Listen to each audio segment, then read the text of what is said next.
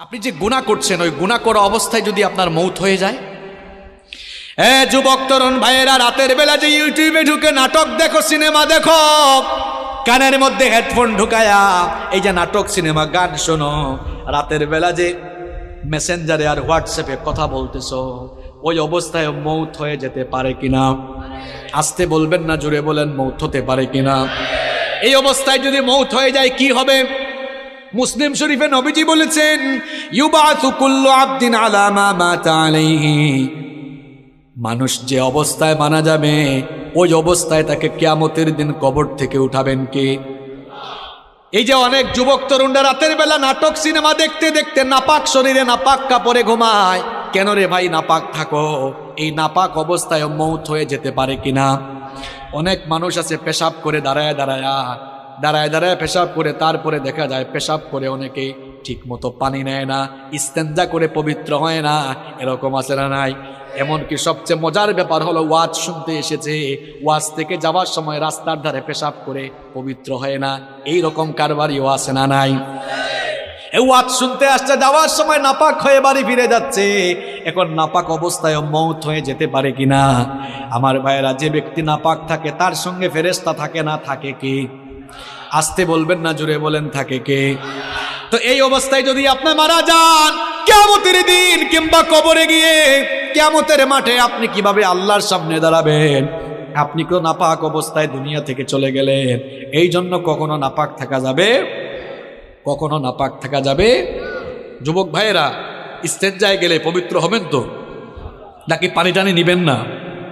হ্যাঁ, পাপের চিন্তা মাথায় আসলে মৌতের কথা স্মরণ করবেন, মৌতের কথা স্মরণ করবেন, গুনাহ থেকে বাঁচতে পারবেন। যখন দুনিয়ার লোভ লালসা আর গুনাহ করার দিকে আপনার মন বেশি ঝুঁকে যায়, আমি আপনাকে বলবো দুইটা জায়গায় সফর আপনি তখন বাড়ায় দিবেন। জুড়ে কোন কয়টা? আমি কথাটা আবারও রিপিট করছি, শুনেন। যখন পাপের দিকে, গুনার দিকে আপনার মন বেশি ধাবিত হয়ে যায়, ঠিক তখনই আপনি দুইটা জায়গায় সফর করবেন। একটা জায়গা হসপিটাল, 2 নাম্বার জায়গা কবরস্থান। হসপিটালে যাবেন, গিয়ে দেখবেন আপনার মতো কত দুনিয়াওয়ালা, কত টাকাওয়ালা, পয়সাওয়ালা লোকেরা, কোটি কোটি টাকা আছে, তাও আইসিইউতে তারা সামান্য একটা দিন আরামে থাকার জন্য হাহাকার করছে, আছে না নাই? যে কালো টাকার জন্য, অবৈধ টাকার জন্য অন্যায় করছেন, গুনাহ করছেন, হসপিটাল গিয়ে দেখেন কত মানুষের টাকা তারে বাঁচাইতে পারে। একটু পর পর আইসিইউ থেকে লাশ বের হচ্ছে। এরপরে হাসপাতালে যাওয়ার পরেও যদি আপনার দিল নরম না হয়, তাহলে মাঝে মাঝে প্রেমবাগের কবরস্থানগুলোতে ভিজিট করবেন, গিয়ে দেখবেন আপনার মতো টাকাওয়ালা, পয়সাওয়ালা লোকেরা, ক্ষমতাওয়ালা লোকেরা, একদিন বিরাট টাকা পয়সা, অর্থবিত্ত, বাড়ি গাড়ি সব ক্ষমতা ছিল, এখন কবরের নিচে ঘুমায়া আছে। আমরা মনে করি আমাদের বউ আপন, আমরা মনে করি ছেলে মেয়ে আপন। আজকে মরে দেখেন কেউ আপনার আপন নয়, আপন কেবল একজন, তিনি কি? কি কথা বলছি বুঝতে পারছেন আপনি? আপনি বলছেন আপনার বউ আপন, আপনার ছেলে মেয়ে, ভাই বোন আপন। আপনি এই মুহূর্তে মরে যান, বুঝবেন আপন কে। দেখবেন এই বউ, এই ছেলে মেয়েরা কিছুক্ষণ কান্না করবে, কিছুক্ষণ কান্না করার পরে বলবে, মৃত লাশকে বেশিক্ষণ ঘরে রাখতে নাই, তাড়াতাড়ি দাফন করা দরকার। আপনাকে দেখবেন সাদা কাফন দিয়ে পেঁচায়া জানাজার মাঠে নিয়ে যাবে। যে ছেলে মেয়েদের জন্য, দেখেন একটু আগেই বলেছি কেউ আপন না, এই ছেলে মেয়েদের জন্য, বাড়ি গাড়ি করার জন্য, প্রপার্টি করার জন্য, সম্পত্তি কামানোর জন্য ঠিকঠাক নামাজও পড়েন নাই, অনেক সময় সঠিকভাবে আল্লাহর ইবাদত করেন নাই। যাদেরকে আপন মনে করেছেন, আজ তারাই আপনাকে নিয়ে কবরে চলে যাবে, কবরে রেখে রেখে তারা আপনাকে চলে আসবে। এরপরে দেখবেন কেউ আপনার আপন থাকবে না। কবরে যাওয়ার পরে 2 জন ছাড়া আর কেউ আপন নাই, একজন হচ্ছেন আল্লাহ। এই জন্য কবরে ফেরেশতা এসে প্রথমে জিজ্ঞেস করবে, বোন নাম কি, ছেলে মেয়ের নাম কি? না, জিজ্ঞেস করবে মার। আর একটু জোরে বলেন, মার রব্বুকা। প্রথমে এসে বলবে তোমার রব কে। তাহলে বুঝে নেন আপন, আপন কে, সবচাইতে আপন কে।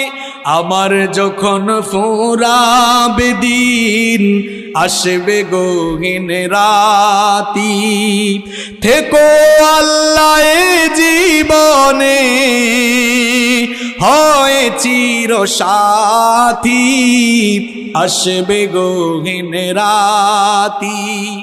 আমার ভাই, আমার বাপ, আমার বউ, আমার ছেলে মেয়ে বলছেন, আমার আমার বলে যখন কাউকে পাবো না, সেদিন আমার শূন্য হিয়ায় তুমি থেকো সান্ত্বনা, তুমি থেকো সান্ত্বনা। আমার আমার বলে যখন কাউকে পাবো না, সেদিন আমার শূন্য হিয়ায় তুমি থেকো সান্ত্বনা, তুমি থেকো সান্ত্বনা। আখির আলো নিভে যেদিন মনে আলো দিয়ে, আসবে না কেউ অন্ধ চোখে একটু আলো নিয়ে, সেদিন আমার, সেদিন আমার, সেদিন আমার অন্ধ চোখে তুমি আলোর জ্যোতি, আসবে গহীন রাতি। আমার যখন ফুরাবে দিন, আসবে গহীন রাতি। থেকো আল্লাহ এ জীবনে হয় চির সাথী, আসবে গহীন রাতি। বলে না আমি একজনই আপন আর কেউ আপন না। আমার দাদার বাবার নাম জানি না। আপনি বলবেন হুজুর হঠাৎ করে এই কথা বলছেন কেন? হ্যাঁ, আপনি যে দুনিয়ার পেছনে ছুটছেন, ওই দুনিয়া যে আপনার নাম মনে রাখবে না, ওইটাই বুঝাচ্ছি আপনারে। আমি আমার দাদার বাপের নাম জানি না। আপনারা যদি বলি আপনার দাদার দাদার বাবার নাম কি, শেষ গুল্লা খাবেন। আমার দাদার বাপ 160-70 বছর আগে দুনিয়াতে ছিল। এখন 160-70 বছরের ব্যবধানে তার পরবর্তী প্রজন্ম তার নাম ভুলে গেল। ঠিক একই পরিণতি আমার আপনার হবে। কিসের পেছনে ছুটছেন আপনি? আপনার পরবর্তী প্রজন্ম দোয়া করা দূরের কথা, আপনার নামও মনে রাখবে না এরা। আপনার 6-7 পুরুষ আগে কারা কারা দুনিয়ায় ছিল, নসবনামা, আপনি কি সবার নাম বলতে পারবেন? 2-1 জন বলতে পারলেও সবাই পারবে। কার জন্য কি করছেন? এত গুনাহ করছেন, পাপ করছেন। এই ছেলে মেয়ে, জায়গা সম্পদ, বাড়ি গাড়ি, আরে ভাই বাড়ি বাড়ির জায়গায় থাকবে, বাড়িওয়ালা বাড়িওয়ালা থাকবে। চোখেরই পলকে তুমি হতে পারো লাশ, চিরতরে বন্ধ হবে তোমারই নিঃশ্বাস। চোখের পলকে আপনি লাশ হতে পারেন। আশেপাশে বাজার আছে না? বাজারের নাম কি? ওই বসুন্ধিয়া বাজারে হয়তো আপনার কাফনের কাপড় বরাদ্দ হয়ে গেছে, চলে এসেছে, আপনি নিজেও জানেন না। আপনি ঘরে বসে এখন গোটা পৃথিবীর খবর নিতে পারবেন। ঘরে বসে গোটা পৃথিবীর খবর নিতে পারলেও কার জন্য কাফনের কাপড় রেডি, কেউ এই খবর জানে না। যুবকরা বলবে হুজুর আমরা জোয়ান, আমরা বাঁচবো আরো। আরে ভাই তোমার মতো কত যুবক রাতের বেলা বাড়িতে ঘুমায়, সকালবেলা তার লাশ বের হয়। Keep in your mind, there is no serial of death. মৃত্যুর কোনো সিরিয়াল নাই। পৃথিবীতে আসার সিরিয়াল আছে, পৃথিবীতে আসার সিরিয়াল আছে, যাওয়ার কোনো সিরিয়াল নাই। দেখা যায় আসার সময় সবার আগে দাদা, তারপরে বাবা, এরপরে ছেলে, তারপর দাদার ঘরে নাতি। আসার সুন্দর সিরিয়াল আছে, যাওয়ার কোনো সিরিয়াল নাই। মাঝে মাঝে সিরিয়াল ব্রেক হয়ে দেখা যায় নাতির লাশ দাদা কবরে নামায়, অথবা ছেলের লাশ বাবা কবরে নামায়। যে কেউ যে কোনো সময় চলে যেতে পারে, কোনো ঠিক ঠিকানা নাই। কি কারণে আমাকে আপনাকে দুনিয়াতে পাঠানো হলো? কেন আমাদেরকে পয়দা করে দুনিয়াতে আল্লাহ পাঠালেন? কোরআনুল কারীমের 51 নম্বর সূরা সূরাতুয যারিয়াতের 56 নম্বর আয়াতের মাধ্যমে রব্বুল আলামিন আমাদেরকে সেই কথা জানিয়ে দিলেন, ওয়ামা খালাকাতুল জিন্না ওয়াল ইনসা ইল্লা লিয়াবুদুন। I didn't create the jinn kind and mankind except my worship. আল্লাহ তাআলা বলছেন আমি পৃথিবীতে জিন আর মানব জাতিকে আমার গোলামি ছাড়া, আমার দাসত্ব ছাড়া অন্য কিছুর জন্য সৃষ্টি করি নাই। আমাদেরকে যার গোলামির জন্য সৃষ্টি করা হয়েছে তিনি কে? অনেকে বলে না, কয় হুজুর এত টাকা পয়সার মালিক, গোলাম পরিচয় দেই কেমনে? আপনি শুধু গোলাম নন, গোলামের ঘরের গোলাম, বান্দির ঘরের গোলাম। আপনার বাপ দাদা পূর্বপুরুষ 14 গোষ্ঠী আল্লাহর গোলাম। আমরা গোলাম জাত, গোলামের জন্যই আমাদেরকে সৃষ্টি করা হয়েছে। আমরা ইবাদত করব কার? বিধিবিধান মেনে চলবো কার? আমরা যেন আল্লাহর ইবাদত না করি, আমরা যেন আল্লাহর বিধিবিধান মেনে না চলি, আল্লাহর গুলামির পথে সব সময় একজন আমাদেরকে প্ররোচনা দেয়, বাধা দেয়, আমাদেরকে ধোঁকা দেয়। সবাই জোরে বলেন তো তার নাম কি? শয়তান। এই শয়তানের বয়স আমাদের চেয়ে কম না বেশি? এই বেটার বুদ্ধি আমাদের চেয়ে কম না বেশি? দেখছেন কারবার, হে বয়সেও পাকনা, বুদ্ধিতেও পাকনা। সে সব সময় ধোঁকা দিয়ে দিয়ে আমাদেরকে আল্লাহর দ্বীনের বিপরীত পথে পরিচালিত করে জাহান্নামের দিকে নিয়ে যেতে চায়। শয়তানের এই প্ররোচনাকে মোকাবেলা করে, শয়তানের ফাঁদে পা না দিয়ে, শয়তানের গুলামি না করে যেই সকল লোকেরা আল্লাহর গুলামির পথে জীবন পরিচালনা করবে, তারাই নিজেদেরকে পরিশুদ্ধ বানিয়ে জান্নাতের পথে হাঁটতে হাঁটতে জান্নাতে চলে যাবে। সুবহানাল্লাহ। আর যারা শয়তানের ফাঁদে পা দিয়ে, শয়তানের প্ররোচনায় পড়ে দুনিয়ার জীবনকে শয়তানের কথা মতো দুনিয়ার জীবন কাটায় দিবে, এই লোকগুলোর দুনিয়া আখিরাত ব্যর্থ হয়ে এরা জাহান্নামে চলে যাবে। এই জন্য রব্বুল আলামিন কোরআনুল কারীমের 91 নম্বর সূরা সূরাতুশ শামসের 9 নম্বর আয়াত থেকে বললেন, কদ আফলাহা মান যাক্কাহা ওয়া কদ খাবা মান দাসসাহা। কথাগুলো কার? আল্লাহ তাআলা বলছেন অবশ্যই সে সফল কাম হয়েছে যে শয়তানের প্ররোচনা থেকে মুক্ত হয়ে পাপ পঙ্কিলতা মুক্ত জীবন গঠন করে পরিশুদ্ধ হয়েছে, সে সফল হয়ে জান্নাতে যাবে। সুবহানাল্লাহ। সে ব্যক্তি ব্যর্থ হয়েছে যে তার জীবনকে গুনাহের সাগরে ডুবিয়ে দিয়েছে। এখন আমাদেরকে গুনাহের দিকে নিয়ে যেতে চায় যে, তার নাম কি? তার নাম কি? শয়তান। গুনাহ থেকে আপনারা বাঁচতে চান তো? গুনার দিকে নিয়ে যায় যে, তার নাম কি? শয়তানের ধোঁকা থেকে আমরা সবাই বাঁচতে চাই কি চাই না? যুবক, তরুণ, ছাত্র, আমার বাবার বয়সী সম্মানিত চাচারা, আমার মায়েরা, বোনেরা, আমরা সবাই তো গুনাহ থেকে বাঁচতে চাই। কারণ গুনাহ থেকে বেঁচে না থাকলে, শয়তানের ধোঁকা থেকে বেঁচে না থাকলে আমাদের দুনিয়া আখিরাত উভয়টাই নষ্ট হয়ে যাবে। এজন্য আমরা প্রত্যেকটি মানুষ গুনাহ থেকে, প্রত্যেকটি মুসলমানই নিজেকে বাঁচাতে চায়। এখন গুনাহ থেকে আপনি নিজেকে বাঁচাবেন কেমনে? গুনাহ থেকে, শয়তানের ধোঁকা থেকে নিজেকে আপনি হেফাজত করবেন কেমনে?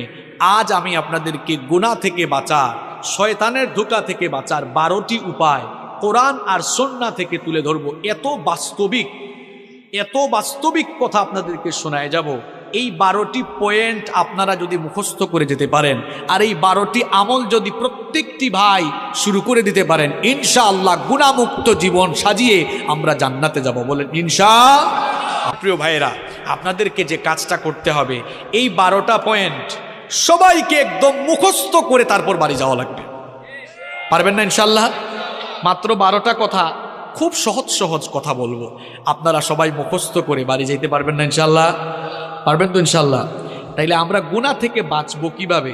শয়তানের ধোঁকা থেকে বাঁচবো কিভাবে? গুনাহ থেকে বাঁচার, শয়তানের ধোঁকা থেকে বাঁচার কয়টা উপায় বলবো? সবাই বলেন কয়টি?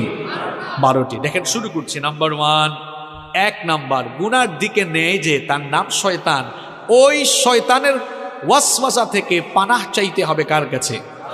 1 নাম্বার আমল শেখাই যাচ্ছি। যখন গুনাহের চিন্তা, পাপের চিন্তা মাথায় আসবে, সাথে সাথে ওই শয়তানের খপ্পর থেকে নিজেকে বাঁচানোর জন্য সাথে সাথে আশ্রয় চাইতে হবে কার কাছে? কারণ শয়তান হে এমন জিনিস, তারে মোকাবেলার জন্য পৃথিবীতে কোনো যন্ত্র আসে নাই, কিয়ামত পর্যন্ত আসবে না। আপনি গুলি, বোমা, রকেট কি দিয়া শয়তানরে মোকাবেলা করবেন? কিচ্ছু দিয়ে পারবেন না। এমনকি আমেরিকার প্রেসিডেন্ট জো বাইডেন, রাশিয়ার প্রেসিডেন্ট পুতিন, তারাও শয়তানরে মোকাবেলা করতে পারবে না। শয়তানের মোকাবেলায় তারাও দুর্বল, বরং উল্টা শয়তান আরও তাদেরকে দিয়ে শয়তানি করাইতে পারবে। দেখছেন শয়তানের পাওয়ার। আমেরিকার প্রেসিডেন্ট, রাশিয়ার প্রেসিডেন্ট, যে রাশিয়ার প্রেসিডেন্ট পুতিন পশ্চিমা বিশ্বকে বুড়ি আঙ্গুল দেখায়, যে ন্যাটোকে পর্যন্ত তুয়াক্কা করে না, সেও শয়তানের মোকাবেলায় সফল না ব্যর্থ। কারণ শয়তানকে আল্লাহ এমন পাওয়ার দিয়েছেন, আপনার শরীরের শিরায় শিরায় সে বিচরণ করার ক্ষমতা রাখে। এই শয়তান আপনাকে গুনাহের চিন্তা মাথায় এনে দিবে, পাপের চিন্তা মাথায় এনে দিবে। এজন্য শয়তানের ধোঁকা থেকে, গুনাহ থেকে বাঁচার জন্য প্রথম আমল করবেন, যখনই গুনাহের চিন্তা মাথায় আসবে, পাপের চিন্তা মাথায় চলে আসবে, আশ্রয় চাইবেন কার কাছে? এই আমলটা আমি আপনাদেরকে শিখাচ্ছি না, কোরআনুল কারীমের 7 নম্বর সূরা সূরাতুল আরাফের 200 নম্বর আয়াতে আল্লাহ তাআলা এই আমল আমাদেরকে শিখালেন। আল্লাহ তাআলা বললেন, ওয়া ইম্মা ইয়ানজাগান্নাকা মিনাশ শাইতানি নাযগুন ফাস্তাইয বিল্লাহ ইন্নাহু সামিউন আলীম। আল্লাহ তাআলা বলছেন, আর শয়তানের প্ররোচনা যখন তোমাকে প্ররোচিত করবে, সাথে সাথে তুমি আল্লাহর কাছে আশ্রয় চাও। প্রশ্ন হলো, আল্লাহর কাছে আমরা আশ্রয় চাইবো কিভাবে? এবার বুখারী আর মুসলিম শরীফ থেকে হাদিস শুনি আপনাদেরকে বুঝাই দিচ্ছি কিভাবে আল্লাহর কাছ থেকে আশ্রয় চাওয়া লাগে। নবী করিম সাল্লাল্লাহু আলাইহি ওয়াসাল্লামের সামনে একবার দুই ব্যক্তি ঝগড়া করছিল। দুইজন ঝগড়া করার এক পর্যায়ে একজন আরেকজনকে অশ্রাব্য ভাষায় গালিগালাজ শুরু করে দিল। এদের মধ্যে একজন নিজের রাগকে কন্ট্রোল করতে না পেরে হিতাহিত জ্ঞান হারিয়ে যা মন চায় তাই বলা শুরু করলো। লোকটার চেহারা পর্যন্ত লাল হয়ে গেল। নবীজি লোকটাকে আল্লাহর নবী লোকটাকে দেখে বললেন, ইন্নী লা আ'লামু কালিমাতান লাউ ক্বালাহা লাযাহাবা আনহু মা ইয়াজিদ। নবীজি তখন বললেন, আমি এমন একটি কালেমা, এমন একটি বাক্য, এমন একটি সেন্টেন্স, এমন একটি দোয়া জানি, এই দোয়া যদি ওই বান্দা পড়ে নেয় তাহলে তার সমস্ত রাগ দূর করে নেবেন কে? অনেক মানুষ আছে রাগের সময় সিদ্ধান্ত নিয়ে নেয়। খবরদার প্রিয় ভাইয়েরা, রাগের সময় কোনো সিদ্ধান্ত নেবেন না। রাগের সময় সিদ্ধান্ত নিলে ওই সিদ্ধান্ত ভুল হওয়ার সম্ভাবনা আছে না নাই? এজন্য রাগের সময় দাঁড়িয়ে থাকলে বসে যাবেন, বসা থাকলে শুয়ে যাবেন। রাগের সময় খবরদার কোনো সিদ্ধান্ত নেবেন না। ওই সিদ্ধান্তের কারণে পরবর্তীতে পস্তানো লাগতে পারে। নবীজি যখন দেখলেন লোকটাকে রাগ করে হিতাহিত জ্ঞান হারিয়ে উল্টাপাল্টা কথা বলতেছে, অশ্রাব্য ভাষায় গালিগালাজ করছে, নবীজি তখন বললেন, আমি এমন একটি দোয়া জানি, এমন একটি সেন্টেন্স জানি, সে যদি ওই সেন্টেন্সটা পড়ে নেয় রাগ দূর হয়ে যাবে। সে যদি ওই সেন্টেন্সটা পড়ে নেয় তাহলে শয়তান যে তাকে পাপ করাতে যাচ্ছে, পাপ থেকে সে বাঁচতে পারবে। সাহাবারা বললেন, ইয়া রাসূলুল্লাহ, পড়েন সাল্লাল্লাহু আলাইহি ওয়াসাল্লাম। সেই দোয়াটা কি? নবীজি তখন বললেন, সে যদি ইস্তেআযা অর্থাৎ তাআউযু পাঠ করে নেয়, অর্থাৎ আউযু বিল্লাহি মিনাশ শাইতানির রাজিম, সে যদি ইস্তেআযা পাঠ করে বিতাড়িত শয়তান থেকে আল্লাহর কাছে পানা চায়, শয়তান থেকে পানা দেওয়া পৃথিবীর কোনো ক্ষমতাসীন মানুষ পারবে না, কোনো শক্তিশালী মানুষ পারবে না, যোদ্ধা পারবে না, পৃথিবীর কোনো সেনাবাহিনীও পারবে না। শয়তান থেকে আপনাকে কেবল একজনই বাঁচাতে পারে, সবাই বলেন তিনি কে? এই জন্য শয়তানের খপ্পর থেকে, শয়তানের ধোঁকা থেকে, গুনার চিন্তা থেকে বাঁচার জন্য 1 নম্বর আমল, গুনার চিন্তা যখন মাথায় আসবে, পাপের চিন্তা যখন মাথায় আসবে, কি পড়বেন? ঘুষের টাকা একজন নিয়ে আসছে, আরে বাপরে বাপ, করে নোট দেখা যাচ্ছে, যদি ঘুষের টাকাগুলা নিতে পারতাম তাহলে তো অনেক কাজে লাগাইতে পারতাম। চিন্তাটা আসা মাত্রই পরে ফেলবেন আউযু বিল্লাহি মিনাশ শাইতানির রাজিম, কারণ এই চিন্তাটা মাথায় এনে দিছে কে? সুদের টাকা, সুদি কারবার করতে মন চায়, সুদি কারবার করলে ঘরে বসে বসে মাল বাড়ানো যাবে, এই চিন্তা মাথায় এসেছে, মনে করবেন শয়তান এই চিন্তা মাথায় নিয়ে এসেছে। আশ্রয় চাইবেন কার কাছে? আশ্রয় চাইবেন কার কাছে? যুবকরা ফেসবুক চালাও, ফেসবুকে ইউটিউবে ভিডিও দেখছো, হয়তো তাফসীর শুনছো, নিচেই দেখা যাচ্ছে একটা গানের ভিডিও। হ্যাঁ, নিচেই দেখা যাচ্ছে কিসের ভিডিও?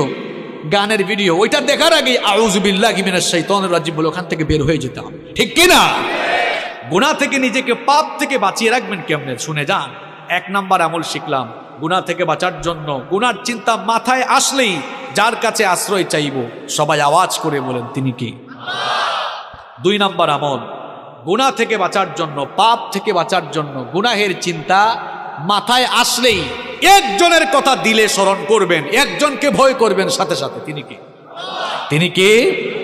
কোরআনুল কারীমের 7 নম্বর সূরা সূরাতুল আরাফের 201 নম্বর আয়াতে আল্লাহ তাআলা বলছেন, ইন্নাল্লাযীনা তাকাউ ইযা মাসসাহুম তাইফুম মিনাশ শাইতানি তাযাক্কারু ফাইযা হুম মুবসিরুন। আল্লাহ তাআলা বলছেন, নিশ্চয়ই যারা তাকওয়া অবলম্বন করে, নিশ্চয়ই যারা আল্লাহকে ভয় করে, শয়তানের প্ররোচনা যখন তাদেরকে স্পর্শ করে শয়তান যখনই তাদেরকে ধোঁকা দিতে চায়, তখন তারা গুনাহ থেকে বাঁচার জন্য একজনের কথা স্মরণ করে তাকেই ভয় করে। তিনি কি? যাদের হৃদয়ে আছে আল্লাহর ভয়, তারা কভু পথ ভুলে যায় না। আল্লাহর প্রেম ছাড়াই দুনিয়ায় কারো কাছে কোনো কিছু চাই না, কারো কাছে কোনো কিছু চাই না। আল্লাহর ভয় যার অন্তরে আছে সে কখনো বিপদগামী হতে পারে। গুনাহ থেকে আপনি বাঁচতে পারবেন, পাপ থেকে আপনি বাঁচতে পারবেন। 2 নাম্বার আমল আপনাকে শেখাচ্ছি, যখনই গুনাহের চিন্তা মাথায় আসবে সঙ্গে সঙ্গে একজনের কথা স্মরণ করে ফেলবেন, একজনকে আপনি ভয় করে ফেলবেন। সবাই বলেন তিনি কি? এই একটা জিনিস, আল্লাহর ভয় যদি মানুষের অন্তরে থাকে, ওই মানুষকে দিয়ে কেউ কখনো কোনো পাপের কাজ, গুনাহের কাজ করাতে পারবে না। একটা ঘটনা আমার মনে পড়ে গেল, বলবো।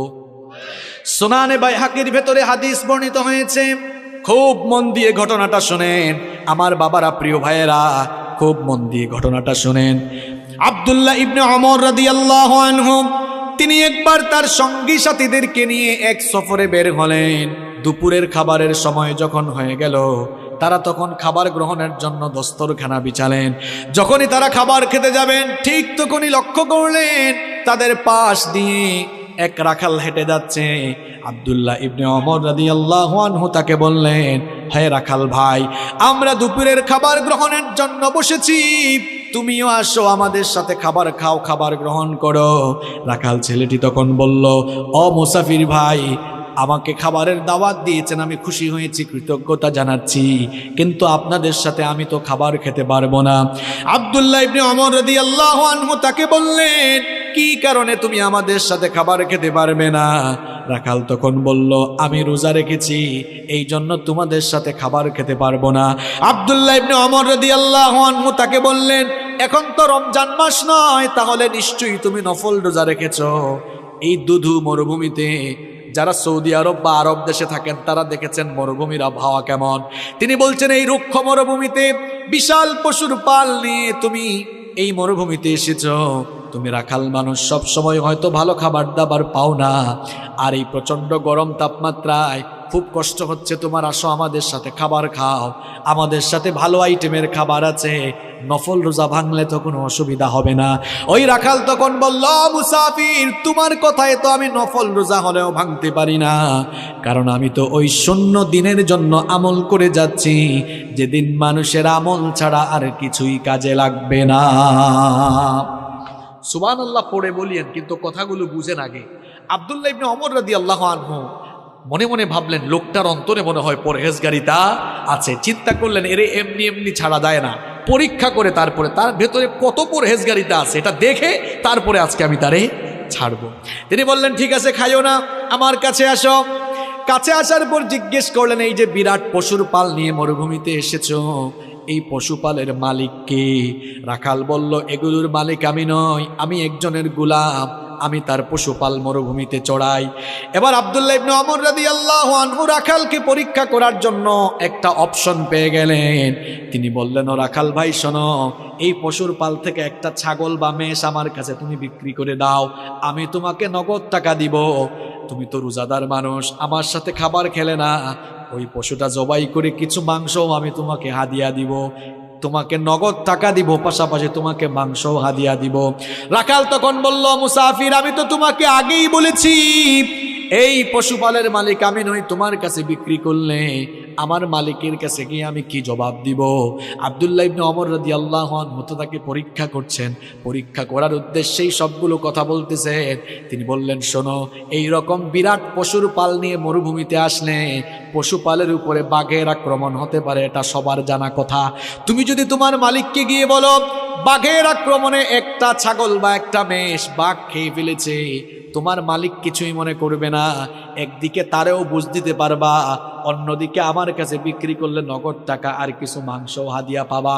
সুতরাং নগদেই লাভ তুমি হাতছাড়া করো না। রাখাল, সে রাখাল এবং গরিব মানুষ হলেও জবাবটা কি দিল শুনে, সে তখন বলল, মুসাফির, কি বোকার মতো কথা বলছো তুমি? আমি হয়তো মিথ্যা বলে ধোঁকাবাজি করে আমার মালিককে গিয়ে যে কোনো কায়দায় আমি বুঝ দিয়ে ফেলতে পারবো, কিন্তু তোমার কাছে প্রশ্ন হচ্ছে, আইন আল্লাহ, আমার আল্লাহ কোথায়? আমার মালিকের মালিক, তোমার মালিক, আমার মালিক, বিশ্বজাহানের মালিক, সেই আল্লাহ তাআলাকে ধোঁকা দেওয়া তো কারো দ্বারা সম্ভব হবে না। ঠিক কইেন না কেন? কি বুঝলেন?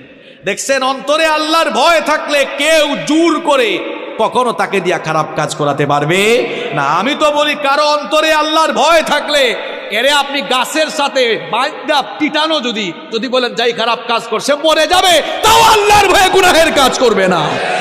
শুধু পুলিশ দিয়া পিটাইয়া মানুষ ভালো বানানো যায় না। মাঝে মাঝে দেখা যায় জেলখানায় ঢুকার পরে দাগি দাগি আসামি জামিন নিয়ে বের হয়ে প্রমোশন নিয়ে বড় বড় ডাকাত হয়ে যায়।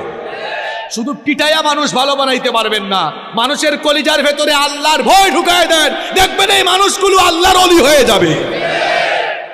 গুনাহ থেকে বাঁচতে হলে আল্লাহর ভয় কলিজায় ঢুকাতে হবে। যার কলিজায় আল্লাহর ভয় আছে, ওই যুবক কখনো ফোন হাতে নিয়ে অশ্লীল ভিডিও দেখবে না।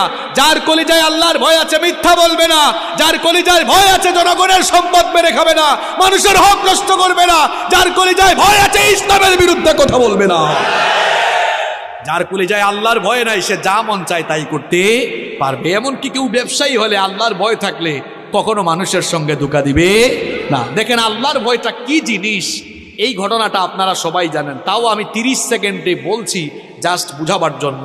ওমর রাদিয়াল্লাহু আনহু, আপনারা জানেন, তিনি অর্ধ পৃথিবী শাসন করেছেন। রাতের বেলা ঘুমাতেন, অর্ধ পৃথিবীর শাসন করতে হয়, রাতের ঘুম হারাম। জিজ্ঞেস করা হলো, রাতে ঘুমান না কেন? তিনি বলেন, আমি রাতের বেলা ঘুমাবো, আর জনগণ যদি কষ্ট পায়, এই কষ্টগুলোই কিয়ামতের দিন আমার জাহান্নামে যাওয়ার কারণ হয়ে যেতে পারে। আর আমরা ছোট ছোট চেয়ারের মালিক হয়ে যে গিয়ার বাড়ায় দেই, মাঝে মাঝে আমাদের অবস্থা হয়ে যায় এমন, যে যখন চেয়ারে সে উঠে যায় গিয়ারে। আপনার চেয়ারের গিয়ার একটু কমায় রেখেন, আর গিয়ার যদি উঠানো ইসলামের পক্ষে উঠাইয়েন, লাভ হবে। যেমন আমিও এখন গিয়ারে, কারণ আমি চেয়ারে, তবে আমার গিয়ার কোরআন হাদিসের পক্ষে, ইসলামের পক্ষে আছে। আর চেয়ারে বসে গিয়ার যদি ইসলামের বিরুদ্ধে নেন, মনে রাখবেন চেয়ারে বসাইছেন যিনি, জনগণের জুতার বাড়ি খাওয়াইয়া বেইজ্জত করে নামাইতে পারেন তিনি। এজন্য চেয়ারের নামে আল্লাহ কোরআনে আয়াত দিয়েছেন, আয়াতুল, কথা বলেন না কেন, আয়াতুল কুরসি। হোয়াটস দ্য মিনিং অফ কুরসি? What do you mean by কুরসি? কুরসি বলতে আপনি কি বুঝেন? কুরসি, ইটস এন অ্যারাবিক ওয়ার্ড, এটা আরবি শব্দ। এর বাংলা অর্থ হচ্ছে গদি, সিংহাসন। ইংরেজিতে আমরা এটাকে বলি চেয়ার। আল্লাহ তাআলা কোরআনের 6236টা আয়াতের মধ্যে চেয়ারের আয়াতকে সবচেয়ে ফজিলতের আয়াত বানিয়েছেন, যাতে চেয়ারওয়ালা লোকেরা চেয়ারে বসে চেয়ারের অপব্যবহার করে মানুষের উপরে জুলুম না করে।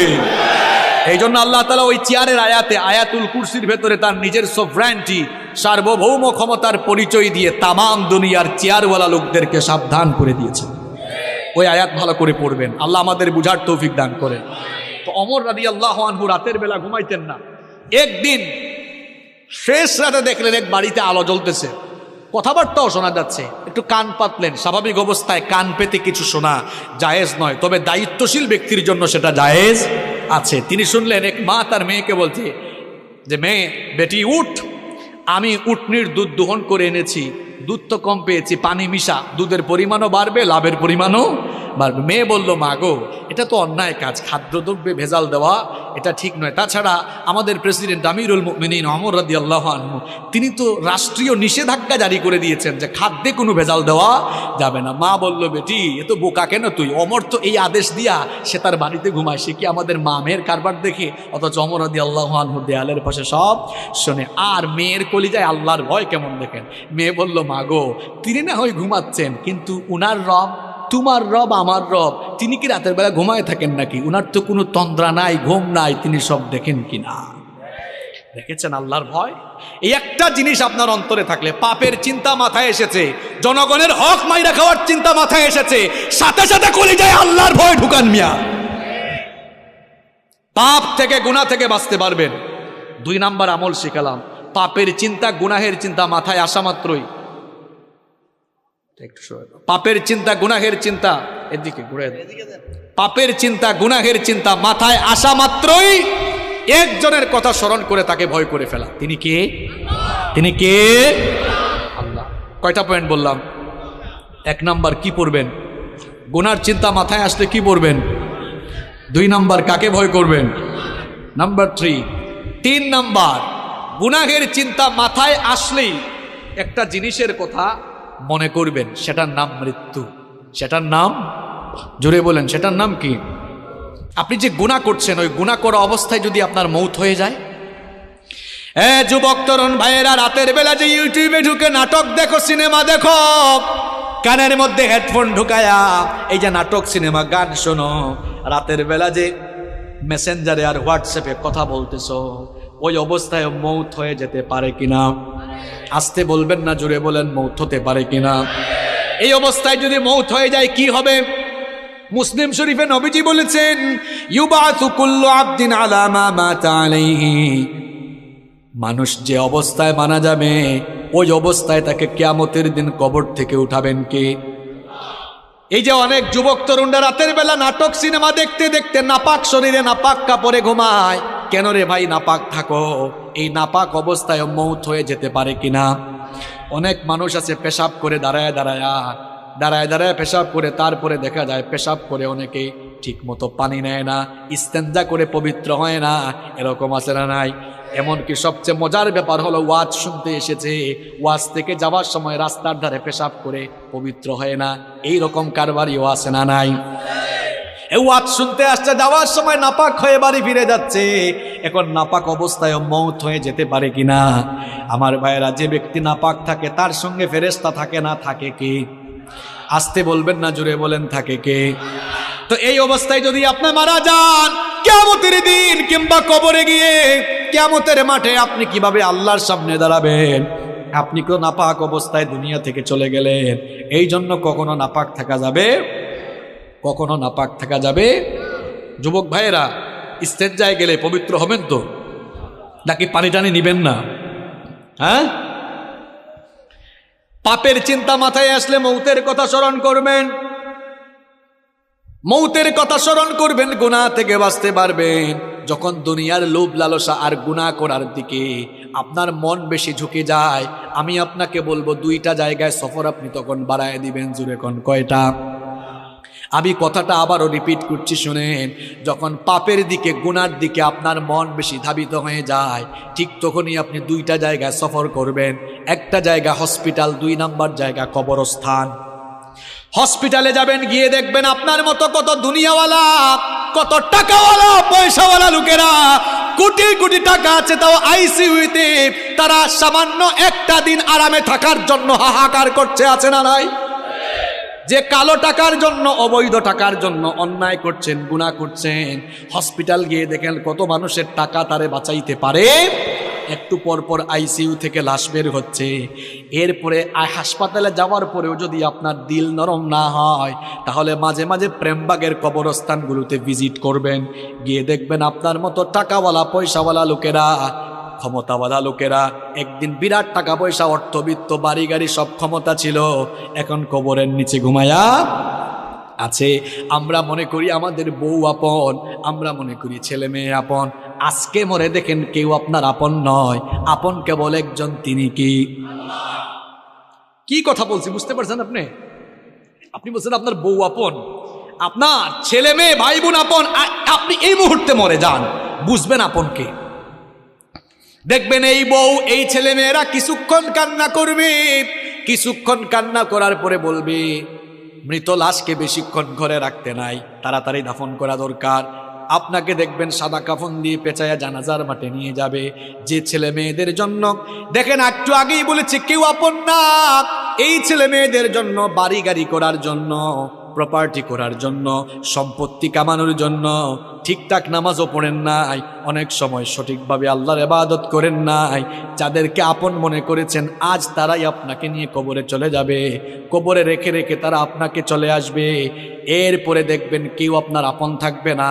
কবরে যাওয়ার পরে দুইজন ছাড়া আর কেউ আপন নাই, একজন হচ্ছেন আল্লাহ। এই জন্য কবরে ফেরেশতা এসে প্রথমে জিজ্ঞেস করবে বোন নাম কি, ছেলে মেয়ের নাম কি, না জিজ্ঞেস করবে মাও।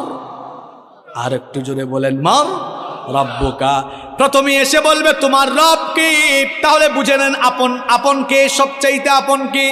আমার যখন ফুরাবে দিন, আসবে গহীন রাতি, থেকো আল্লাহ এ জীবনে, হয় চির সাথী, আসবে গহীন রাতি। আমার ভাই, আমার বাপ, আমার বউ, আমার ছেলে মেয়ে বলছেন আমার আমার বলে যখন কাউকে পাবো না, সেদিন আমার শূন্য হিয়ায় তুমি থেকো সান্ত্বনা, তুমি থেকো সান্ত্বনা। আমার আমার বলে যখন কাউকে পাবো না, সেদিন আমার শূন্য হিয়ায় তুমি থেকো সান্ত্বনা, তুমি থেকো সান্ত্বনা। আখির আলো নিভে যেদিন মনে আলো দিয়ে, আসবে না কেউ অন্ধ চোখে একটু আলো নিয়ে, সেদিন আমার, সেদিন আমার, সেদিন আমার অন্ধ চোখে তুমি আলোর জ্যোতি, আসবে গহীন রাতি।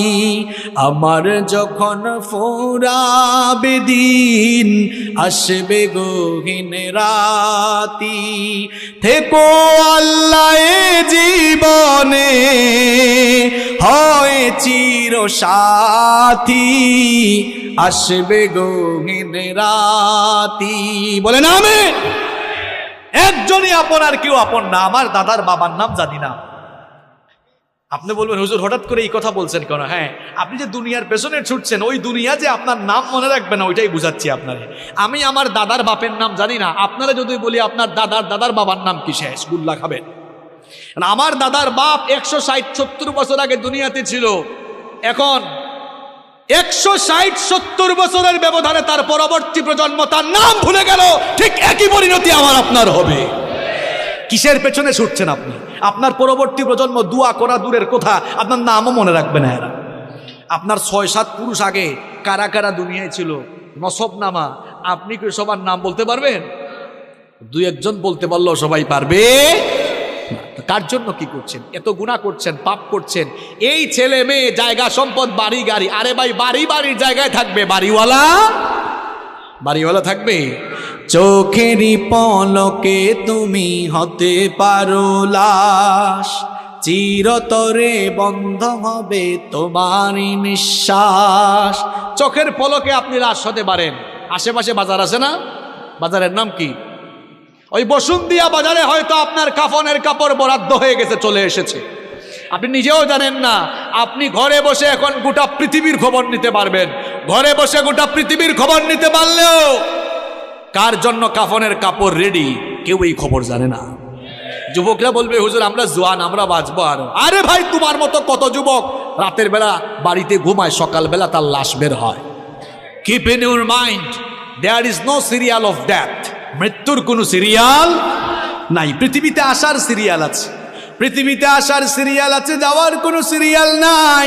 দেখা যায় আসার সময় সবার আগে দাদা, তারপরে বাবা, এরপরে ছেলে, তারপর দাদার ঘরে নাতি। আসার সুন্দর সিরিয়াল আছে, যাওয়ার কোনো সিরিয়াল নাই। মাঝে মাঝে সিরিয়াল ব্রেক হয়ে দেখা যায় নাতির লাশ দাদা কবরে নামায়, অথবা ছেলের লাশ বাবা কবরে নামায়।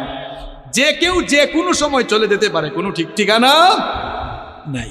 এই বাড়ি বাড়ির জায়গা থাকবে, বাড়িওয়ালা। আমি বলছিলাম পাপের চিন্তা মাথায় আসলেই কোন জিনিসটার কথা স্মরণ করা? আরেকটু জোরে বলেন। মৃত্যু আমাদের সামনে না পিছনে? না, এটা ভুল। মৃত্যু সামনে নয়, মৃত্যু পেছনে। কবর হলো সামনে, মৃত্যু পেছনে, কবর সামনে। আমার প্রিয় ভাইরা, যখনই কোনো গুনার চিন্তা মাথায় আসবে সাথে সাথে মৌতের কথা স্মরণ করবেন। আমি যদি গুনাহ করতে করতে মারা যাই, মরে যেতে পারি কিনা? মরে যেতে পারি কিনা? এই মৃত্যুর কথা স্মরণ করলে দেখবেন আপনি গুনাহের কাজ থেকে, পাপের কাজ থেকে নিজেকে আপনি হেফাজত করে রাখতে পারবেন ইনশাআল্লাহ। কষ্ট হচ্ছে না তো? আচ্ছা, গুনাহ থেকে বাঁচার কয়টা উপায় বলতেছি, আরো জোরে বলেন। ঘুম আসছে নাকি? একটা তাকবীর দেন তো, লিল্লাহি তাকবীর। দাঁড়ান দাঁড়ান, একটু বিয়ের আগে দেন যারা বিয়া করে ফেলছেন, এরপরে অবিবাহিতরা দিবেন। দেখি বিবাহিত এদের এনার্জি বেশি না অবিবাহিতদের এনার্জি বেশি? বিবাহিত ভাইরা প্রথমে রেডি, আপনারা মান সম্মান রাখেন কিন্তু। সবাই রেডি তো? লিল্লাহি তাকবীর। বাপরে বাপ, আরো করা যাবে নাকি? অবিবাহিত ভাইরা তোমরা শুনছো তো বিবাহিতদের আওয়াজ, নিজেদের মান সম্মান ইজ্জত নষ্ট করো না। তোমাদের আওয়াজ যদি বিয়ের আগেই কম থাকে সবাই ট্রল করবে তোমাদেরকে নিয়ে। সবাই রেডি তো অবিবাহিত ভাইরা? আচ্ছা, ইলেকট্রিসিটি চলে আসছে আলহামদুলিল্লাহ। অবিবাহিত ভাইরা সবাই রেডি তো? লিল্লাহি তাকবীর। তোমাদের তো এনার্জি বেশি থাকবেই ভাই, তোমরা তো বিয়ে করো না। এবার বিবাহিত অবিবাহিত ছোট বড় আমার বয়স্ক বাবারা সবাই মিলে আরেকবার লিল্লাহি তাকবীর। ওদের জীবনে আসছিল সব চলে গেছে, তাই না? এবার শুনতেও মজা লাগবে, তবে আমি কষ্ট দিব না আপনাদেরকে, শর্টলি বলছি। সম্মানিত ভাইয়েরা, তাহলে গুনাহ থেকে বাঁচার আমল হচ্ছে মোট 12টা। কয়টা বলছি? 3টা। 1 নাম্বার আশ্রয় চাইবেন কার কাছে? 2 নাম্বার ভয় করবেন কারে? 3 নাম্বার কোন জিনিসের কথা স্মরণ করবেন? 4 নাম্বার গুনাহ থেকে বাঁচতে হলে নিজেকে নফসের গোলাম বানানো যাবে। নফসের গোলাম নিজেকে বানানো যাবে না, কারণ নফস মানুষকে পাপের দিকে ধাবিত করে। আর নফস হলো 3 প্রকার। নফস কয় প্রকার? জোরে বলেন, কয় প্রকার? আরো জোরে, কয় প্রকার? 1 নাম্বার নফসে আম্মারা, 2 নাম্বার নফসে লাওয়ামা, 3 নাম্বার নফসে মুতমাইন্না। আবারও বলি, মুখস্থ করে ফেলেন। 1 নাম্বার নফসে আম্মারা, 2 নাম্বার নফসে লাওয়ামা, 3 নাম্বার নফসে মুতমাইন্না। আমি বানায় বলছি 3 প্রকার নফসের কথা কোরআনে আছে। কোথায় আছে দেখায় দিই। 1 নাম্বার নফসে আম্মারা, এটা কোন প্রকার নফস? যে নফস গুনাহের দিকে ধাবিত করে। এই ধরনের নফস থেকে আল্লাহ আমাদেরকে হেফাজত করেন। রব্বুল আলামিন কোরআনুল কারীমের 12 নম্বর সূরা, সূরা ইউসুফের 53 নম্বর আয়াতে বলছেন, ইন্নান নাফসা লাআম্মারাতুম বিস-সুই ইল্লা মা রাহিমা রাব্বি ইন্না রাব্বি গফুরুর রহিম। আল্লাহ তাআলা বলছেন, নিশ্চয়ই নফস মানুষকে পাপের দিকে, গুনাহের দিকে ধাবিত করে।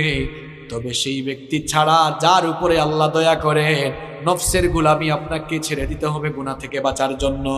যেমন ফজরের সময়, হোক সেটা শীতের দিন, হোক সেটা গরমের দিন, দেখবেন ফজরের টাইমে ওয়েদারটা একটু ঠান্ডা থাকে, আরামের থাকে। ওই সময় নফস চাইবে, মন চাইবে ঘুমান, আর আল্লাহ চাইবেন বান্দা উঠে নামাজ পড়। বলেন তো নফসের চাওয়াকে প্রাধান্য দিবেন নাকি আল্লাহর চাওয়াকে প্রাধান্য দিবেন? বললেন তো আল্লাহর চাওয়ারে প্রাধান্য দিবেন। হাতও তোলা লাগবে না, কিছু বলা লাগবে না, চুপচাপ থেকে নিজের বিবেককে প্রশ্ন করেন, আজকের ফজরের নামাজে নফসের গোলামি করেছেন না আল্লাহর গোলামি করেছেন? কিছু বলা লাগবে না, আমি তো বলছি চুপ থেকে বিবেককে প্রশ্ন করেন। নফসের গোলামি ছাড়তে হবে। গুনাহ থেকে, পাপ থেকে বাঁচতে হলে নফসের গোলামি ছাড়তে হবে। মন চাইবে সুদ খাবো, মনের চাওয়া প্রাধান্য দিব না। সুদ হারাম করেছে মোল্লা না আল্লাহ। আল্লাহর চাওয়া প্রাধান্য দিয়ে সুদ থেকে বিরত থাকবো। নফস চাইবে, মনটা চাইবে একটু ওই জায়গায় দুর্নীতি করি, এটা মনের চাওয়া। আল্লাহ চান বান্দা দুর্নীতি থেকে মুক্ত হয়ে তুই পবিত্র থাক। তাহলে মনের চাওয়া প্রাধান্য দিবেন না আল্লাহর চাওয়া প্রাধান্য দিবেন? হ্যাঁ যুবক তরুণ ছাত্ররা শোনো, মোবাইল ফোন হাতে নিলে মনটা চাইবে রাতের বেলা ইউটিউবে গিয়ে একটু নাটক দেখি, সিনেমা দেখি, অনেকে আবার পর্নোগ্রাফিতে আসক্ত, অনেকের মনটা চাইবে ফোনটা হাতে নিয়ে একটু ব্লু ফিল্ম দেখি। এটা হলো মনের চাওয়া। মনের চাওয়াকে প্রাধান্য দিব না, আল্লাহকে আমরা ভয় করব। তাহলে গুনাহ থেকে বাঁচার জন্য 4 নম্বর আমল শিখাচ্ছি, নফসের গোলামি থেকে বেঁচে থাকা লাগবে। 1 নম্বর নফস হচ্ছে নফসে আম্মারা, যেই নফস মানুষকে গুনার দিকে ধাবিত করে। আল্লাহ এই নফস থেকে আমাদের সবাইকে বাঁচান। আরো আসতে বলেন আমিন। 2 নম্বর নফসের নাম নফসে লাওয়ামা, যেই নফস অপরাধ করে ফেলার পরে লজ্জিত হয়ে যায়, সেই নফসের নাম হচ্ছে নফসে লাওয়ামা। কোরআনে কারীমের 75 নম্বর সূরা কিয়ামার শুরুতে আল্লাহ বলেছেন, লা উকসিমু বিয়াউমিল কিয়ামাতি ওয়ালা উকসিমু বিন নাফসিল লাওয়ামা। কথাটা কার? আল্লাহ বলছেন আমি শপথ করছি কিয়ামতের দিনের, আমি শপথ করছি সেই নফসের, যেই নফস নিজেকে ধিক্কার দেয়, গুনাহ করার পর লজ্জিত হয়। আল্লাহ এমন নফস আমাদের সবাইকে দান করো, জুড়ে বলেন আমিন। 3 নম্বর নফসের নাম নফসে মুতমাইন্না। নফসে মুতমাইন্না হচ্ছে এমন নফস, যেই নফস সব সময় আল্লাহর আনুগত্যের পথে পরিচালিত হয়, যেই নফস সব সময় আল্লাহর গোলামি করে সন্তুষ্ট থাকে। এই নফস আল্লাহ সবাইরে দান করেন, বলেন আমিন। এই রকম নফস যাদের, এই রকম নফস আছে যাদের, সফল কাম হয়ে যাবে তারা, এরা মারা যাওয়ার পর এদের রূহ যখন জিবরিল আমিন কবজ করবেন, তখন এই সকল লোকদেরকে বলা হবে, ইয়া আইয়াতুহান নাফসুল মুতমাইন্নাতু রুজিই ইলা রাব্বিকি রাদিয়াতাম মারদিয়া ফাদখুলি ফি ইবাদি ওয়াদখুলি জান্নাতি। বলা হবে, হে প্রশান্ত আত্মা, তোমার রবের সন্তুষ্টির দিকে বের হয়ে আসো, আল্লাহর নেককার বান্দাদের শামিল হয়ে আল্লাহর জান্নাতে তুমি দাখিল হয়ে যাও। তাহলে গুনাহ থেকে বাঁচার জন্য নফসের গোলামি করা যাবে না, নফসের চাওয়াকে প্রাধান্য দেওয়া যাবে না। যার গোলামি এবং যার চাওয়া প্রাধান্য দিতে হবে তিনি কি? যদি এমন নফস, যদি আপনি নিজেকে আল্লাহর গোলামির পথে পরিচালনা করতে পারেন, নফসের গোলাম না হয়ে যদি আল্লাহর গোলাম হতে পারেন, দেখেন আল্লাহ আপনাকে সুসংবাদ দিয়ে কি বলছেন, ওয়া আম্মা মান খাফা মাকামা রাব্বিহি ওয়া নাহান নাফসা আনিল হাওয়া ফাইন্নাল জান্নাতা হিয়াল মাওয়া। আল্লাহ তাআলা বলছেন, আর যারা আল্লাহর সামনে হাজির হওয়াকে ভয় করে নিজেদের নফসকে কুপ্রবৃত্তি থেকে যারা বিরত রাখে, এই রকম নিজেদেরকে নফসের গোলামি থেকে বাঁচিয়ে রাখবে যারা, আল্লাহর জান্নাতের অধিবাসী হয়ে যাবে তারা। আর আসতে বলেন সুবহানাল্লাহ। তাহলে গুনাহ থেকে বাঁচার জন্য 4 নম্বর আমল, নফসের গোলাম হবেন না, আল্লাহর গোলাম হবেন। মন যা চাইবে তা করা যাবে, মনের চাওয়া প্রাধান্য দিব না, যার চাওয়া প্রাধান্য দিব, যার হুকুম মতো জীবন চালাবো তিনি কে? আল্লাহ। 5 নাম্বার, গুনাহ থেকে বাঁচতে হলে একা থাকবেন না, একা একা থাকবেন না, নিঃসঙ্গ থাকবেন না। ওই যে প্রবাদ আছে না, অলস মস্তিষ্ক শয়তানের কারখানা। যুবকরা কখনো একা থাকবা না ভাই, রুমের ভিতর একা থাকলেই শয়তান ধরবে। আমি প্রথমে আমার বাবাদেরকে শ্রদ্ধার সাথে কিছু কথা বলি, মহিলা প্যান্ডেল থেকে আমার মায়েরা শুনছেন, ভাই শুনেন, কথাগুলো শুনেন, আপনার ছেলে মেয়ের জন্য কাজে লাগবে।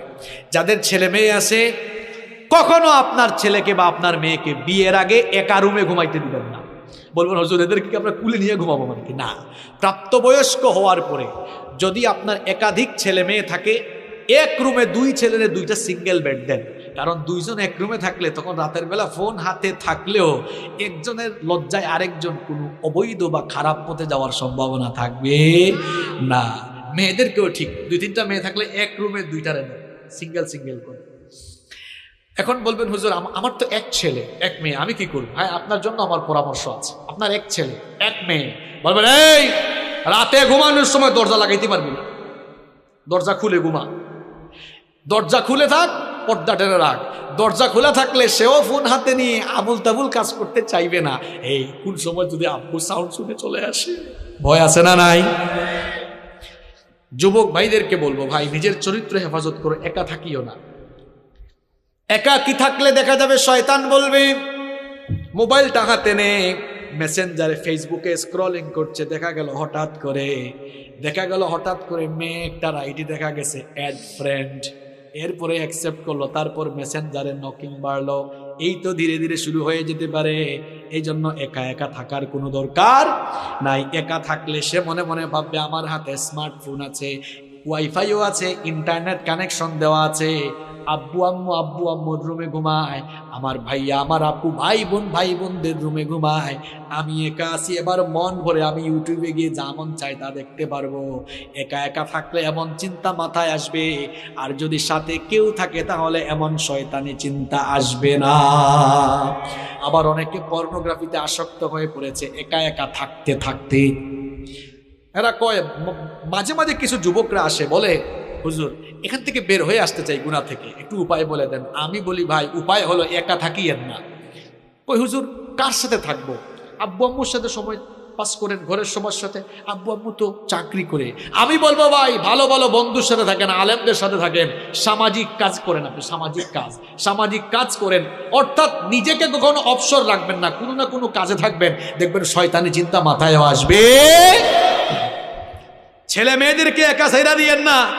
আপনাদের অবস্থা তো হলো এমন, রাগ করেন না, চলাফেরা করেন চলাফেরা করেন আমেরিকান স্টাইলে, ক্ষতিগ্রস্ত হয়ে গেলে বিচার চান সৌদি স্টাইলে। পুলামাইয়া ছেড়ে দিছে, এখন আপনার ছেলে মেয়ে কোথায় যায় এটা দেখা কি সরকারের দায়িত্ব? পুলিশের দায়িত্ব? সরকার ঠেকছে, পুলিশ ঠেকছে না যে সব দেখবে? এই যে দিহান আনুষ্কার কথা ভুলে গেছেন নাকি আপনারা? মনে আছে?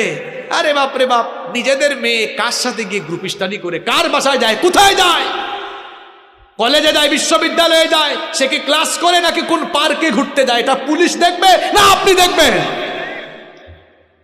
আপনার ছেলে মেয়ে কোথায় যাচ্ছে, কি করছে, কোনো খোঁজ খবর রাখেন না। ক্ষতিগ্রস্ত হয়ে গেলে কেঁদে কেঁদে এরপরে ফাঁসি দিতে হবে। চলাফেরা করেছেন এতদিন আমেরিকান স্টাইলে, এরপরে ক্ষতিগ্রস্ত হয়ে এরপরে বুঝে সৌদি স্টাইলে বিচার চান আপনি। নিজের সন্তান কোথায় যাচ্ছে, কি করছে, ভালো করে বলে গেলাম, খবরদার সন্তানগুলোরে একা রাখবেন না, নইলে খালি কপালে হাত দিবেন। হ্যাঁ, ছাত্ররা যারা আছো, যুবক তরুণ যারা আছো, ভাই একা থাকবা না, নিজের চরিত্রটা সুন্দর রাখো। পারা যাবে তো ইনশাল্লাহ? পারা যাবে ইনশাল্লাহ? দেখেন তো, গুনাহ থেকে বাঁচার এই যে 5 নাম্বার আমলটা বললাম, এটা জীবনের সাথে বাস্তব না অবাস্তব? আসলেই দেখবেন একা একা থাকলে শয়তান ধোঁকা দেয় বেশি। ওই যে অলস মস্তিষ্ক শয়তানের কারখানা। এই জন্য কখনো একাকী থাকা যাবে। ওই যে কিছুদিন আগে ওই যে কোন এক নায়কের শ্বশুর গুলি করে মারা গেল না, লোকটার নাম কি যেন ভুলেও গেছি আমি। লোকটার নাম কি, মনসুর খান নাকি আবু মনসুর খান কি জানি নাম আছে। এই লোকটা নিঃসঙ্গ থাকতে থাকতে দেখছেন শেষ পর্যন্ত সুইসাইড করেছে। সুইসাইড করা ভালো জিনিস? তা মহাপাপ। দেখছেন একাকিত্ব, নিঃসঙ্গতা মানুষকে কোথায় নিয়ে যায়? খালি শয়তানি না, মাঝে মাঝে মৃত্যুর দিকেও নিয়ে যায়। অনেক ছেলেরা আছে বের হয় না, সারাটা দিন দরজা লাগাইয়া ঘুমায়, আর সারাদিন ল্যাপটপে আছে, ফোনে আছে।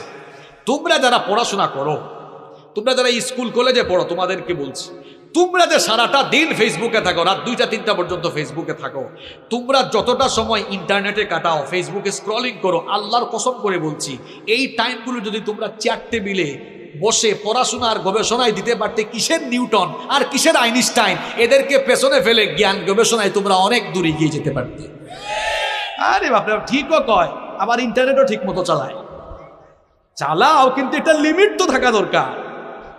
দেখছেন হে যুবক, তার চেহারা দেখছেন, গালটাল ভাঙ্গা এমনি। তুমি যুবক মানুষ, তোমার চেহারার এই অবস্থা হয়েছে কেন? তোমার চেহারা লাবণ্য থাকবে, স্মার্টনেস থাকবে, গালটাল ভেঙে গেছে, বিচি উঠতে উঠতে তার চেহারা শেষ। কারণ অত রাত 3টা-4টা পর্যন্ত ঘুমায় না, ও ফোন হাতে নিয়ে খালি স্ক্রলিং করে, ঝিমাইতে মাঝে মাঝে ফোনও তার নাকে মুখে পড়ে, তাও সে চালাইতে আছে না নাই? লিমিটে ফিরে আসো ভাই। এখন পড়াশোনার সময়, ক্যারিয়ারটাকে তৈরি করো, ক্যারিয়ারটা সাজাও, পড়াশোনায় মন দাও, দেখবা জীবনে সাকসেসফুল হয়ে যাবে ইনশাআল্লাহ। কষ্ট হচ্ছে না তো আপনাদের? প্রিয় ভাইয়েরা, আর কয়েকটা মিনিট থাকা যাবে না ইনশাল্লাহ? কেউ উঠিয়েন না, শেষ পর্যন্ত নিয়ে যান। এখন প্রত্যেকটা কথা বাস্তবিক বলবো। গুনাহ থেকে বাঁচার আমল বলতেছি কয়টা? 12টা। বলে ফেলছি কয়টা? 6 নাম্বার, গুনাহের উপকরণ থেকে দূরে থাকা, যেই জিনিসগুলো দিয়া গুনাহ করার সম্ভাবনা আছে এগুলোর কাছেও না। নাটক, সিনেমা, অশ্লীল গল্প, উপন্যাসের বই। নাটক সিনেমা দেখে মানুষ কি শিখবে?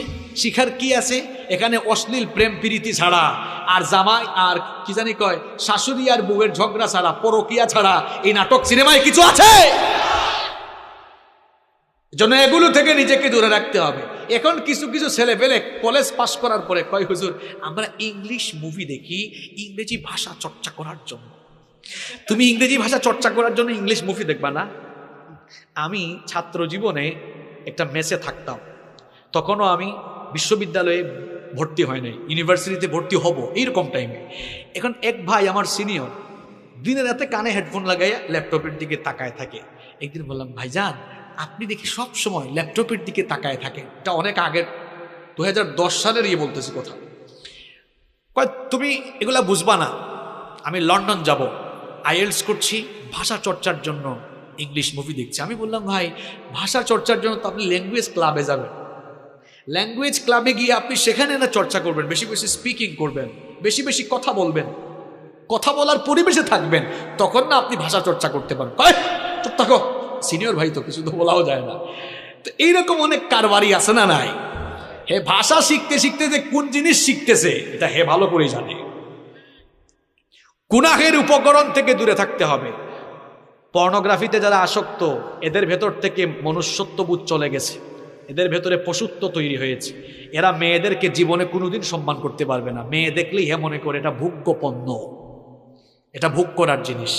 কারণ পর্নোগ্রাফিতে আসক্ত হয়ে সে নিজের ভেতরের পশুত্বকে জাগ্রত করে এখন নারী দেখলেই তার কাছে লাগে এটা ভোগ্য পণ্য। নারীকে সে সম্মানের চোখে দেখতে পারে না। এখন অনেকে বলবে, হুজুর পাপের পথ থেকে ফিরে আসবো কেমনে? ভাই রাত 10টার পরে যদি ফোন হাতে নিলে তোমার ফোন দিয়ে বিপদে যাওয়ার সম্ভাবনা থাকে, আমি বলছি এইটা থেকে দূরে থাকো। রাত 10টার পরে ফোন আর বালিশের কাছে না, একেবারে ড্রয়ারে ফেলায় ফজরের পরে হাতে নিও। আর বাবা মাদেরকে আরেকটা কথা বলি, অনেকের বাড়িতে ওয়াইফাই আছে না, রাত 10টা বাজবে ওয়াইফাইয়ের সুইচ অফ, ওয়াইফাইয়ের সুইচ বন্ধ, নইলে দেখবেন ছেলেমেয়েরা কিন্তু কারবার করে ফেলতে পারে। আর সবচেয়ে ভালো হয় এমন সচেতন হন, রাত 10টার পরে খাওয়া দাওয়ার পরে ছেলে মেয়েদেরকে বলবেন, এই ফোন দে, ফোন দে। রাতের বেলা ফোনের দরকার আছে, সকালবেলা আমার কাছ থেকে আবার ফোন নিয়ে যাই। এই কথাগুলো আপনাদের ভালোর জন্য বলতেছি। ডিভাইস তো হাতে, আমাদের ছেলেমেয়েরা নষ্ট হয়ে যাচ্ছে অপশিক্ষার অপসংস্কৃতির কারণে। ছোট বয়স থেকেই বাচ্চাদের হাতে আমরা ফোন তুলে দিয়েছি। আরে ভাই আগে তো ছোট ছোট বাচ্চারা কান্না করলে মা বাবারা দৌড়ে এসে কুলে নিয়ে আয় আয় চাঁদ মামা গল্প শোনায়, কবিতা শোনায় ঘুম পাড়াইতো। এখন 2-3 বছরের বাচ্চা কান্না করলে মা বাবা এসে ইউটিউবে ঢুকে baby shirt dude dude dude do লাগাই দেয়। আর 2-3 বছরের বাচ্চারা ফোন হাতে নিয়ে ইউটিউবে ঢুকে একটার পর একটা চেঞ্জ করতেও জানে। ওই দিন দেখলাম 3 বছরের বাচ্চা মোবাইল স্ক্রলিং করছে এমন ভাবে, আমি হুজুর মানুষ, আমি নিজেই এরকম স্ক্রলিং জানি না। একজন আমারে কয় ওই দিন, হুজুর দোয়া করবেন। বললাম কি হয়েছে? কয় আমার মেয়ে জেএসসিতে A+ পেয়েছে, মানে ক্লাস 8 পাস করছে আর কি, A+ পেয়েছে। আমি বললাম মাশাআল্লাহ গুড। কই হুজুর জানেন খুশি হয়ে আমি আইফোন গিফট করে দিয়েছি। আমি বললাম ভালো করছেন, কিছুদিন পরে আপনারা জামাই গিফট করবে। এই ছোট্ট ছোট্ট ছেলে মেয়েদের হাতে ফোন তুলে দিয়েন না, নইলে কারবার ঘটাই ফেলবে। রাতের বেলা ফোন কেড়ে নেবেন, ইন্টারমিডিয়েট পাস করার আগ পর্যন্ত হাতে ফোন দিয়েন না। এগুলো পরামর্শ দিয়ে গেলাম, মানলে কল্যাণ হবে ইনশাআল্লাহ। গুনাহ থেকে বাঁচার জন্য 6 নাম্বার আমল বলে যাচ্ছি। গুনাহের উপাদান যেগুলো, এগুলোর ধারে কাছেও যাওয়া। তার মানে কি ফোন থেকে দূরে থাকবেন? আরে ভাই প্রত্যেকটা জিনিসের পজিটিভ নেগেটিভ আছে, নেগেটিভ গুলা বর্জন করে পজিটিভ গুলা। এই যে ক্যামেরা, এটা দিয়া মুভি নাটক সিনেমার শুটিং করা হয়, আবার এখানে মাহফিলে ওয়াজও রেকর্ড করা হচ্ছে। এক জিনিস দিয়ে 2 কাম করা যায় কি যায় না? তা আপনি খারাপ জিনিস করবেন না ভালোটা করবেন? সিদ্ধান্ত নিতে হবে কাকে? আপনাকে সিদ্ধান্ত নিতে হবে কাকে? গুনাহ থেকে বাঁচা থাকার জন্য 7 নম্বর আমল হলো ইন্টারনেট এবং তথ্য প্রযুক্তির অপব্যবহার থেকে নিজেকে বাঁচিয়ে রাখতে হবে। যুবক তরুণ ভাইয়েরা, ইন্টারনেট আর তথ্য প্রযুক্তির অপব্যবহারের কারণে আজ আমার কলিজার টুকরা যুবক তরুণ ছাত্র ভাইদের যৌবন নষ্ট হয়ে যাচ্ছে।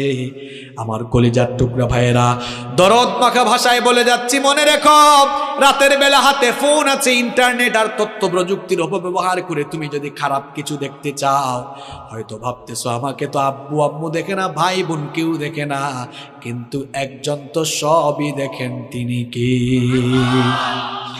আর যারা নামাজও পড়ে, দেখবেন অনেক মানুষ আছে নামাজ পড়ে রোজা রাখে, ভালো ভালো কাজ করে, আবার একা একা হয়ে গেলে গোপনে গোপনে হারাম কাজে লিপ্ত হয়। আছে না নাই? আল্লাহর নবীর একটা হাদিস আমার মনে পড়ে গেল। নবীজি বলছেন, তুমি তোমার পরিবারের লোকদের সামনে অন্যায় কাজ, পাপের কাজ করতে যেমন লজ্জা পাও, তুমি যদি তোমার পরিবারের কারো সামনে পাপ করতে লজ্জা পাও, তোমার আল্লাহর সামনে গুনাহ করতে তোমার কি কোনো লজ্জা লাগে না? কারণ আল্লাহ বান্দার সব কিছু দেখেন কিনা? জোরে বলেন, দেখেন কিনা? খুব ভয়ঙ্কর একটা হাদিস আমার মনে পড়লো, শুনেন ভাইরা, কান লাগান।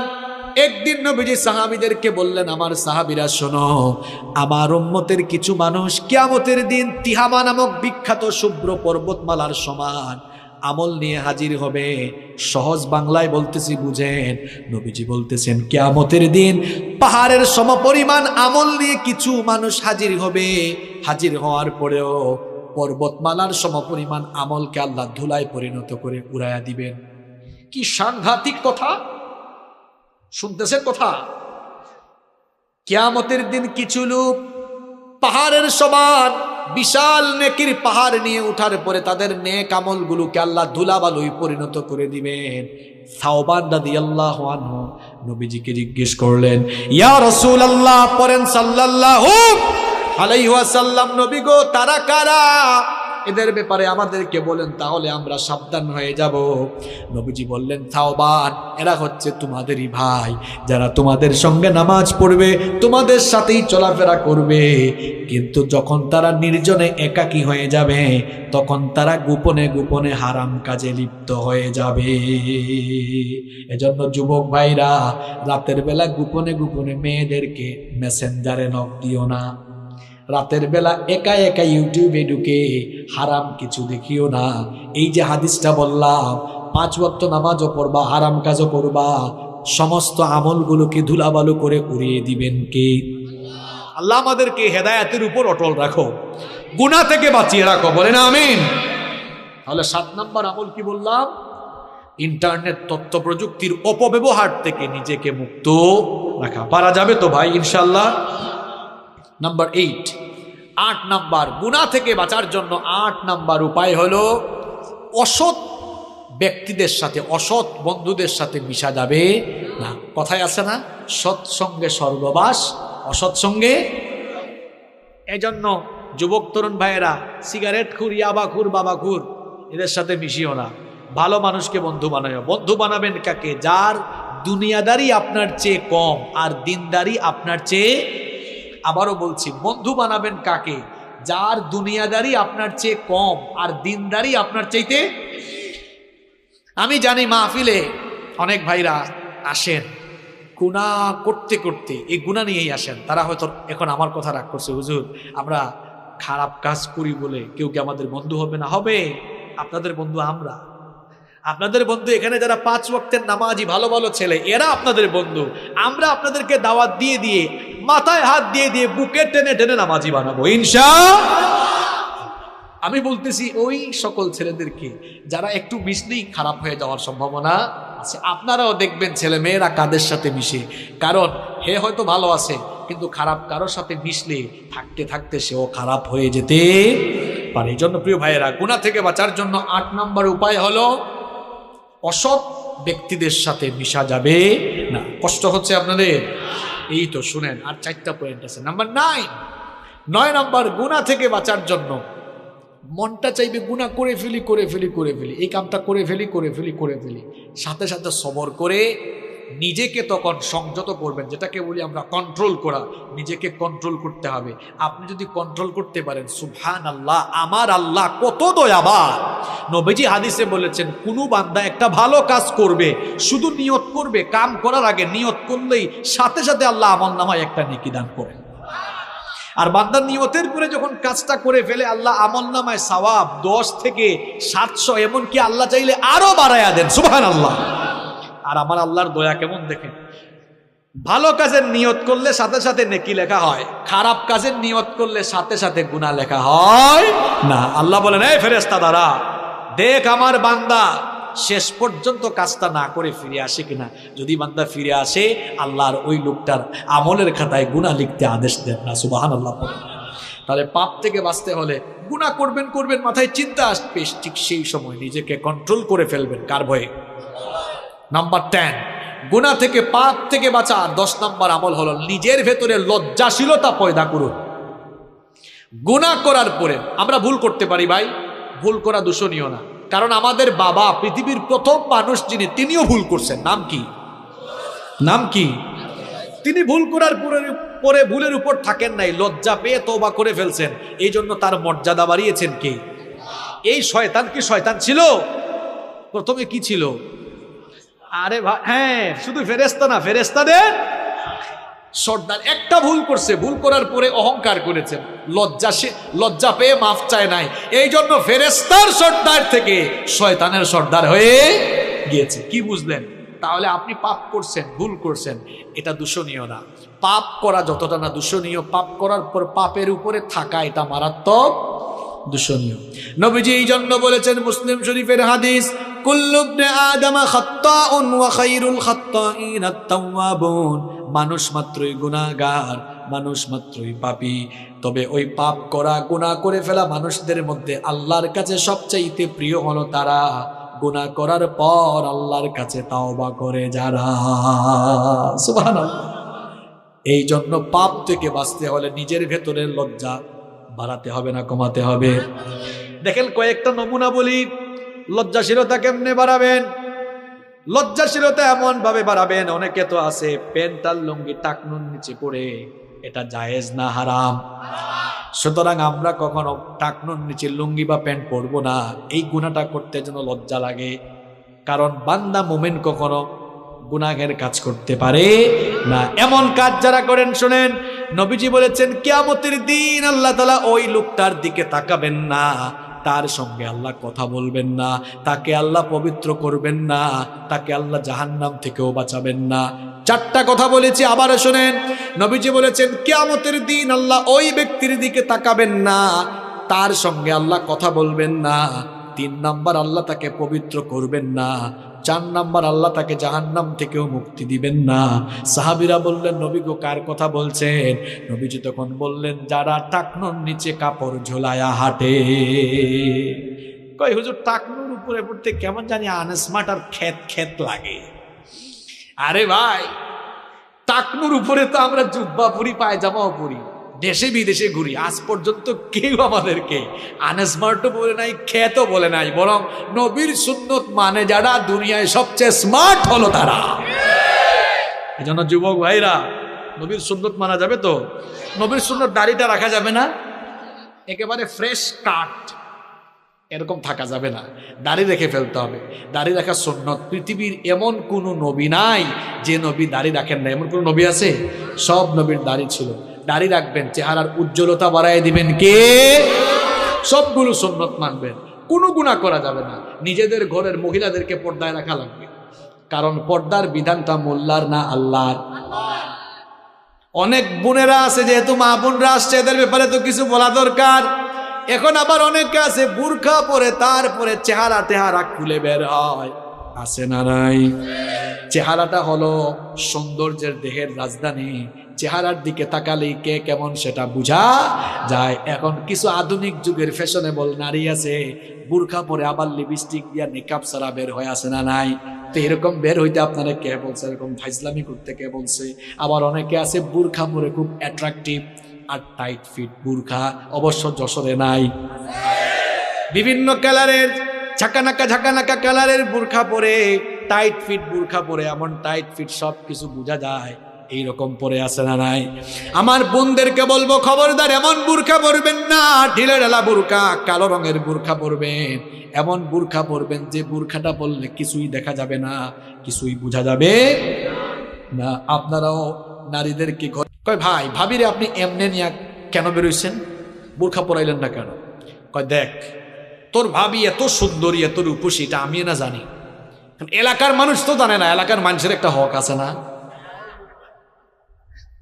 নিজের বউকে বেপর্দা করে বের করে এলাকার মানুষের হক আদায় করে, এইরকম আল্লাহর কুতুব এই এলাকায় নাই।